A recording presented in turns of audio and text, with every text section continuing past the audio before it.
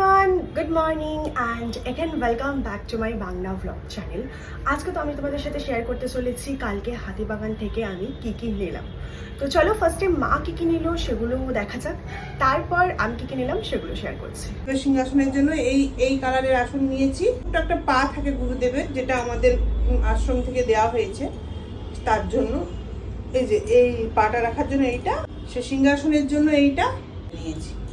লক্ষ্মী ঠাকুরকে সবসময় আমি জামা পরাই, এটা পুজোয় পরাবো, এটা লক্ষ্মী পুজোয় পরাবো, না হলে এটা লক্ষ্মী পুজোয় পরাবো, এটা পুজোয় পরাবো। আসনগুলো হচ্ছে 50 টাকা করে নিয়েছে, এইটা 20 টাকা নিয়েছে, আর এটা 30 টাকা নিয়েছে। জামাগুলো এইগুলো কিন্তু 60 টাকা করে নিয়েছে। জামা, এই জামাগুলো না 12 মাস পরাবো বলে সুতির জামা। একটা পিঙ্ক কালার নিয়েছি, একটা এই তুতে কালার নিয়েছে, এটা 20 টাকা করে নিয়েছে। দেখতে পেয়েছি, এই যে আমার ছোট্ট লক্ষ্মী ঠাকুর আর কি বসে আছেন, তার জন্য এই দেখো এই ছোট্ট একটা হার নিয়েছি। হচ্ছে আমার ছেলের পড়ার টেবিলে বিছানোর জন্য টেবিল ক্লথটা নিয়েছি, এর দাম হচ্ছে 150 টাকা নিয়েছে এটাকে।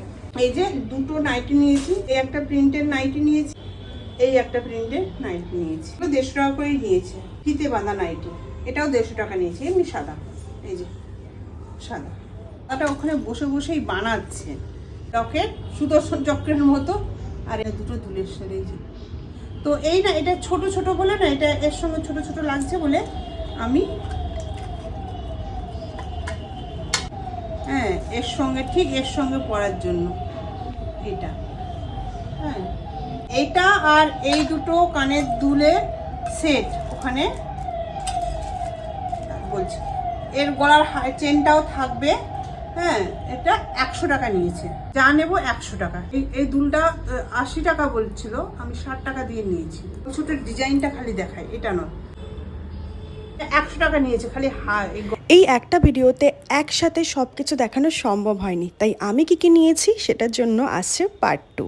আজকের মতন আসি, দেখা হচ্ছে পার্ট 2তে।